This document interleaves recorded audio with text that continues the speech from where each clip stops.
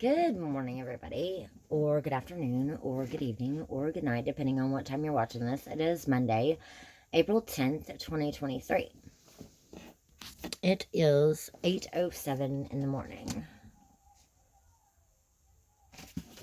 Okay, this is part 3 to Angels, My Journey to Heaven. Angels Unaware.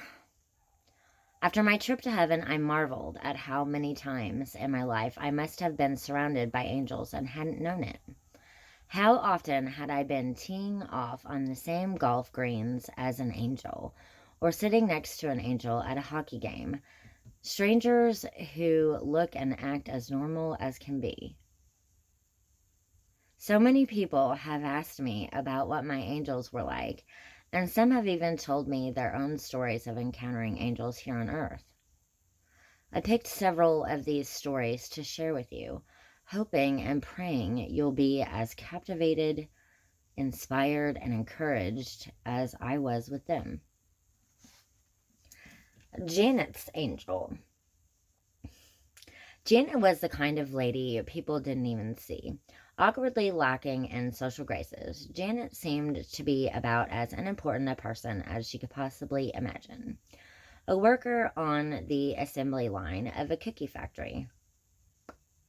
Janet went home each night to a cramped and dingy apartment where she would call her elderly mother, Millie, to chat, or else turn on the TV and heat up a frozen meal of some kind. Her life was about as dull as you could imagine. But God, her heavenly Father, loved her so much that he would send an angel to her funeral to deliver a message so powerful that the handful of attendees would never forget it. One day, when Janet was just in her late 40s, she died suddenly of a massive heart attack. With few friends and even fewer family members, it fell to the members of her mother's church small group to plan the funeral of a woman they barely knew. For Millie's sake, the small group members tried to make Janet's funeral nice and meaningful. They ordered purple flowers for the service because Millie told them it was Janet's favorite color. Mine too. Her best loved songs were sung by a sparse crowd of about 30 people who dribbled into the 500-seat sanctuary. The apples of Janet's eye, her two little grandnieces, cuddled up to their mother and great-grandmother in the front pew, nearly empty except for the 4 of them. It was a risk, but Millie had responded favorably when asked if she told there should be time given for people to share their memories of Janet. Their worst fears, though, that no one would walk up to the microphone with a memory, almost came true as an awkward silence fell over the small crowd, just as the pastor began to clear his throat to bring the dismal sharing time to a close. A young African-American man seated in a side pew several rows from everyone else stood up. "I have a message," he said in a clear, strong voice that rang out like a bell. The young man was wearing a green t-shirt with 3 crosses on it.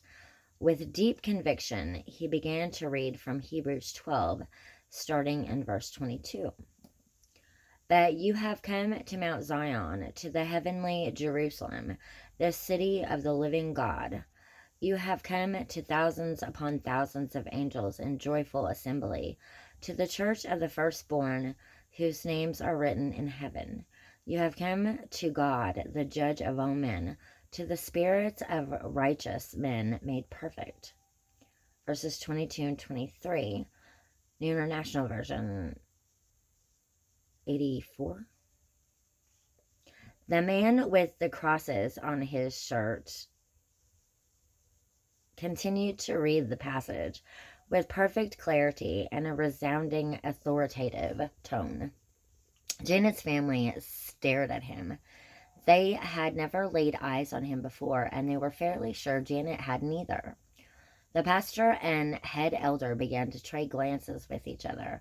With over 30 years in ministry together, they could just about read each other's minds. Who is this guy? Let's check him out when the service is over. They nodded at each other in understanding as the man's voice got even more booming and decisive as he got to the last verses of in the chapter. Therefore, since we are receiving a kingdom that cannot be shaken, let us be thankful and so worship God acceptably with reverence and awe, for our God is a consuming fire. Verses 28 and 29, New International Version 84. The young man was almost shouting as he delivered the last words of the passage. Our God is a consuming fire. He closed his Bible and quietly took his seat as the stunned members of the congregation gawked at him. Was he a friend of Janet's? If so, he wasn't sitting with a handful of co-workers and other acquaintances.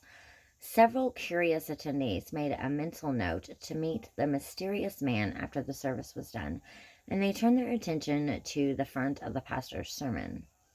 But when the service ended and Millie and her tiny family trooped down the aisle to the church foyer, with the other attendees following suit, the young man was nowhere to be seen. Had he slipped out sometime during the pastor's sermon? The head elder, seated up on the stage at the front of the church, had been keeping a close eye on the man. He never saw him leave. In fact, no one remembered seeing the man leave, even though at least a dozen people had a clear view of him from across the church. It was strange. But then again, Madison Square Church is situated in the inner city, and they have had their share of odd visitors come in off the streets over the years.